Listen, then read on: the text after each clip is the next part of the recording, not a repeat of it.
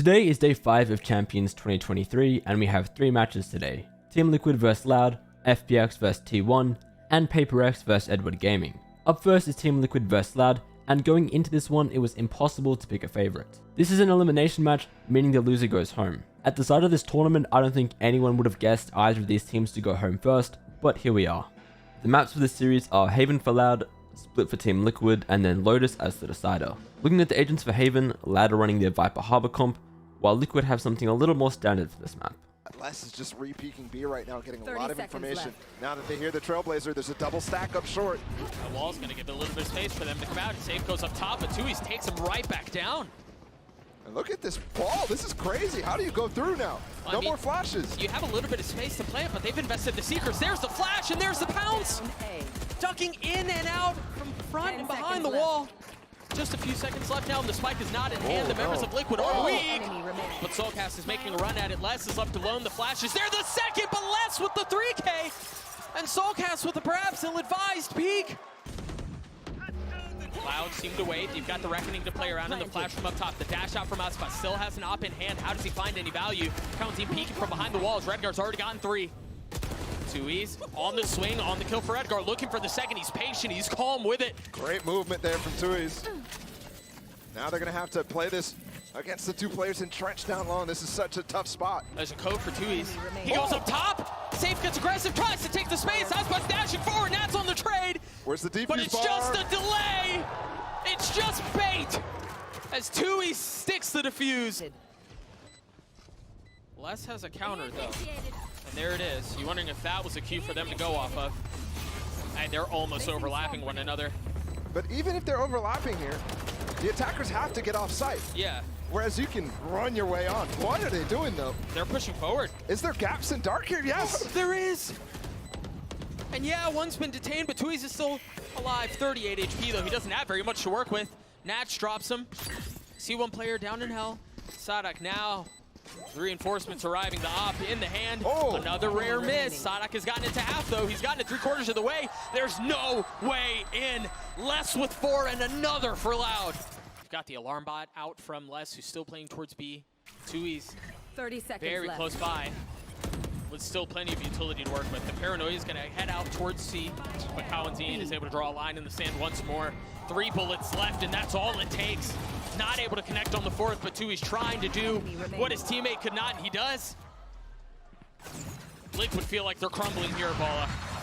Loud stomped on Haven and took the map 13-2. They're back on their Viper Harbor comp and were so dominant here, standout performances from Les and Kawenzine in particular. Looking at the agents for Split, Loud have 1 controller and a Killjoy, while Team Liquid have double controller and double duelist. They're giving A up. Dude, they're so scared too. They just gravel smoked up in heaven and waited all that time till the smoke fades. And they don't even get a nice plant, it's just a safe one. Meanwhile, Tui's just put a star down right behind the spike. This Redgar flank is actually quite nice too, because you could expect maybe like a lockdown post plant type of thing. The timing here is key though. Do they challenge Les together? Do they know he's up ramp is the Yeah. key part. You'd expect him to be playing up in that main area if he goes for the play. Tui's by himself on the site in the smoke, the nade flying by his face. Is he gonna get a lockdown in heaven here? He's been so patient, but will it pay off? He saw the bullet, surely. Oh my goodness. Look at him tucking. Oh my gosh, this is so smart from Tui's and from Les. It's all safe by himself. Can he do it? No! What a round from Loud. Oh, Nats is isolated right now. They could get into this. He's alone. Aspas punishes Redgar though. Perhaps off of the fault line, but Kawenzine is going to go on to Nats too. You were right, he was isolated. He gets cleaned up. The timing on this is good from Soulcast as he gets both. I mean, finding just the right moment to strike. But Kawenzine not interested in playing this map much longer. That's now 3 on the round for him. Yampi with a nice snap, a 1v2, he dashes forward, the spike has been planted, spam onto 2, he's not fully connecting, but damage has been dealt, he's gotten it down to 1. 2, he's weak, he's been good, but has he been this good? No! Yampi with 3 as Liquid get the round. 30 seconds left. There's a little bit more to work with, Tui's. Oh, he's expecting the first! Tui's with 3! Not again! What a play! Still a chance though, they're so far away. Soulcast is so weak. But your trail. They're going to drop the Seekers, and that's going to provide a little bit of breathing room to get the spike down. What is that from Yampi? Pops the blades, has the op, a 1v2. He gets into spawn, and the flash misses him. This is a huge line. It's just another barking moment. They're coming back, though. From the Star. Oh, he's going to have to get both, and he can't get any. Loud win pretty dominantly on split 13-8. The defense especially was good, and they win this easily even with Aspas not playing that well, so you can only imagine how it would have gone if he was at his best. Overall, this match was over a lot faster than I expected, and yeah, Team Liquid are the first team eliminated from Champions 2023, while Loud will go on to verse Na'Vi in a decider match. Our next match of the day is between FPX and T1, and T1 were a little favoured going into this one, but having said that, FPX are just a bit of an unknown when it comes to this tournament. The maps for this series are Lotus for FPX, Bind for T1, and then Ascent as the decider. Looking at the agents for Lotus, FPX are bringing in the Viper, Harbor, and a Gecko, while T1 have something a little more standard. They're rushing the site, and it looks like all control will be theirs, even catching Aya on the way back.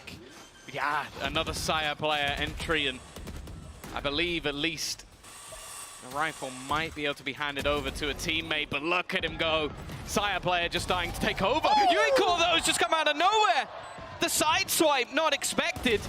The aggressive position, it's these Razors going head to head to try and take over this round.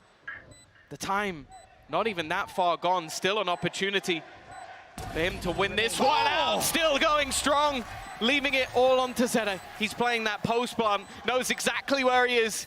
The ace potential, but it's so far back, and Zeta's still just sitting, but he's not landing the shots. It's already being diffused. Just look at it, try and get it all the way, but Zeta will hold on. T1 scrape through the round. At finding that space, and the Viper's pit used to lock it down afterwards. Those shots were close, but Aya will not find it. So we're set up in a difficult position. This Killjoy ult is causing problems, but Zeta somehow picked up a double. What an absolute disaster. One player detained. Look at that repositioning as well. Carpe dodged the showstopper. Zeta's back online inside the Viper's pit. A third kill for T1. Carpe following and Munchkin closing. What a gorgeous round from this attacking squad. Oh, wow. Okay, a lockdown's going to be used to take over control of C site. 4 players here, but just take a look at the position of Zeta, not lurking on A. Viper walls on C. This is going to be a much more direct round, one in which they don't intend to fall back, use secondary options. The plant is in, already found, and they're giving up all this space. Thrash won't be able to reach them. It can be recovered at least. Not in a great position, though, using it mostly for the information. That's not going to be back up and online. Showstopper used. Oh, wow. Now Saya. Well, we don't need to talk about that one. Bands picked up Yukon. Defuse being tapped. They're not sure. Someone could be on it right now. They need to swing and check. Maybe someone spotted it just around the edge of that wall. Saya, good for one. Lysor down. Nishao up close. Got his double, but they're trading it right back. And T1 will not let go of this round, keeping a tight grip all the way through. T1 end up winning Lotus 13-10, stealing FPX's map pick. Saya was huge on the Raze for T1, except he did keep missing his Raze ult, which is pretty funny. Otherwise though, big map from him, and now we're heading to Bind. Looking at the agents here for map 2, both teams actually running the Viper Harbor, then FPX, once again sticking with their Gecko, whereas T1 they're actually not running a Raze here on Bind, and instead they're opting for a Jet. Always someone to watch with those flashes. He's on the other side of the map to the engagement. Hello, Yuka's looking for someone. Updrafting around, and well, he's being found instead. Saya player dropping and looking for more around the top of the boxes. Oh, and he's up in heaven as well. There's no stopping this man. The thing is, even if he gets this far, there's going to be an instant swing. Trying to find anything more should be impossible. Actually, never mind. It's a little bit disjointed. Looking possible for them as Aya's managed to find a multi-frag of 3. Zeta in the post plant, though. We know how devastating he's been. The spam through the wall, not quite connecting. The time's fairly far gone, but they'll get it anyway. Going to be moving back towards B, spotting for aggression, meaning they can teleport if they need to later if he finds a pick. But with these weak weapons, really, you are just hoping for a big mistake to be made. Flash through from Aya, gets him absolutely nothing. Didn't even make it through the smoke himself before he was spammed down. The teleport, They're not committing. Oh, okay. Well, that's actually worked out nicely. They kind of thought the other player had fallen back already or was out of here. Instead, the punish there as the utility goes through the teleporter. Damage already decent. Whiffed shots too. FPX have a serious chance. If they had rifles recovered, you'd feel a lot better. But if Lysor keeps this up, he might not need it. That's 4 kills with a Sheriff. And it's leaving it just onto ban. Consistent clutcher for this squad. His multi-kills have been incredible, but Lysor wants the ace. He's hungry for it. Down to just 36 HP, and it's stolen away. But you know what? You'll take the MasterCard Thrifty. You'll take a round win if you're FPX right now. Before getting a plant. Even Munchkin still surviving. Thrash going through, maybe a little bit early. And somehow they managed to fight 2 back. A warbang. Oh, throw a Thrash. It's ridiculous from Carpe. I don't know how he's getting away with the frags he's finding, but now Aya is all that's left. Maybe hoping for a late dash through, but there's nothing he can really do here. Look how passive Carpe is after huge individual play. He waits patiently. He's going to send Little Bro through. Finally, he'll go down, but he's already won the round. His sacrifice will give T1 their 12th. And it will just be the rifle kept fire. That's all he can hope for from this scenario. T1 end up taking Bind pretty convincingly, 13-7. Once again, Saya had a good map here, making the Jet work pretty well on Bind, which is a weird pick, especially when it's just completely replacing the Raze and not like in addition to it. For the series as a whole, again, I'd say Saya's my MVP, but yeah, this now means that FPX are eliminated from this tournament, while T1 have a rematch against Foot in the decider match. Our final game of the day is between PRX and Edward Gaming. These two teams have played each other once before at Masters Tokyo, and PRX won that time 2-1, so they're the favorites going into this game. The maps for this series are Fracture for EDG, Pearl for PRX, and then Bind as the decider. Looking at the agents for Fracture, only difference here is a Jet for Edward Gaming, and then a Raze for PRX. Can't do much more with it with the rifle. Does he still want to make a go of it? I mean, players are weak. He's going to prod, but he's going to get pushed. I mean, Forsaken's round the corner with a flash from something. Yeah. Both of them being used. No way! What? What is that from Audon? 3 straight down. How have they all lined up? Major error in terms of spacing, but is there enough time now? It's brutally ticking down. He's got to get onto it. I think he's missed it. He's missed the timing. But he has taken all 4 players down as well. There's a silver lining. This is stun connecting fault line as well. Doubly sure of it. What a shot. But still Chichu will hold on. Flash is good. All being supported inside the smoke, bringing them down. PRX. Really just the heroics as well. The anchoring player, Chichu, has done so much for them. Rolling Thunder onto the side. It was a tap to bait that out. Forsaken dodges it. Off to the side. Flash. Not there. Devi, Util out. Does he still want to take this fight? Well, EDG definitely do. Full side, but the plant is theirs. Kanga popped his Blade Storm. He wants this. There's 2 rounds left. You've got to do something about it. Lovely flick. The adjustment to land that. Knows that one of the areas isn't clear, but he's brought it to the 2 versus 2. Now just needs to play him and Chichu. Updraft. Right click. Great clearance down to lower, but Mind Freak. Once more, safe pair of hands. Give some decent information here to PRX on where the players are and standing. Kang wants to really make a go of it. And there's more than that at this point. 2 kills. Blaze Storm refreshed. Teammates feeling just empowered entirely. They have shut this one down. We'll catch him. So they choose to use the utility a little further Hello. back. Rolling Thunder out Chichu. towards it. Yeah, the Trailblazer actually connecting. It's only 1 player. I mean, it's just Jing close to the side. Nade flushing Chichu out, not able to take a clean fight. Orbital Strike blinded up. Something lucky to survive here. Smoke's going to be fading in just a moment. Will he hit the shot? Enough damage done. Certainly bringing down these targets, and this is it.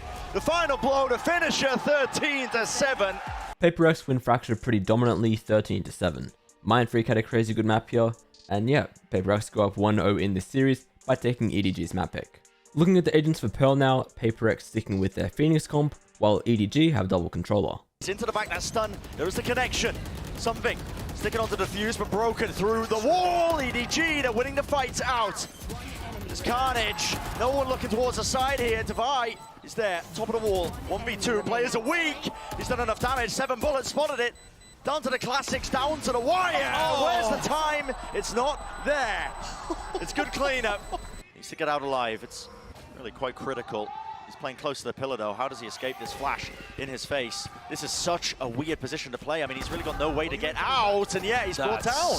That is... Put the site once more, paranoia, it's fast. EDG looking to fight towards the backside of Halls. Flash in their face from Jing up top onto the box. Needs to be watched for. Space wasn't given up. Jing just walking up onto these angles. Dangerous game he is playing. Tap onto it. Kang with a dash back towards Halls here. What is the play here for EDG? Smokes once more. Going to be used to split this one up. A tap onto the plan as well. Seeing if they can make EDG overstep themselves, but they're all reloading! Already using the util. That's just going to be for the nanoswarm and the alarm bot. It's in the usual spot. That molly lands, so Chichu can't fight this one. Flash for the Trailblazers. It's all coordinated together towards the back though. There's a judge waiting for them. Do they dare step? Do they dare venture? Kang falls. It's PRX in control. Lovely response, ready for it, and something in their faces. But again, it puts all the pressure on the shoulders of Haodong. This time, Kang joins him. Outside Smoggy. Haodong's holding another paranoia and he uses it early. He doesn't cross, they know his position's there. He has to TP to get out of here. They're going to use Util to clear him. Inside lane, Gumdrop in the dash, it does not work out. Smoggy, he shuts that down. One avenue not watched for, but still the wall allows them to cross. Stun is there, out in the open. PRX, it's all Forsaken. He's earned himself the lockdown. This is disastrous. The anchoring brilliant, man. The anchoring players were struggling so much to be able to capitalize on what had happened in B-Link. They just got stuck inside the site. Forsaken's about to drop 30 and close this out for PRX. Jing wants to fight! Flash connects! Chichu's blinded. Still hits it, still brings him down. 2 versus 2. Position's got to be known. Sees no connection. Spam through, but the crossfire's too damn good! PRX were down 6-11 at one point on Pearl, but eventually they managed to bring it back and win in overtime 16-14. Forsaken had a big last round and ended up dropping 30 kills, massive performance as well from Jing, who had 8 first bloods. So this means that PRX are through to playoffs, while Edward Gaming will verse the winner of Crew and Giants.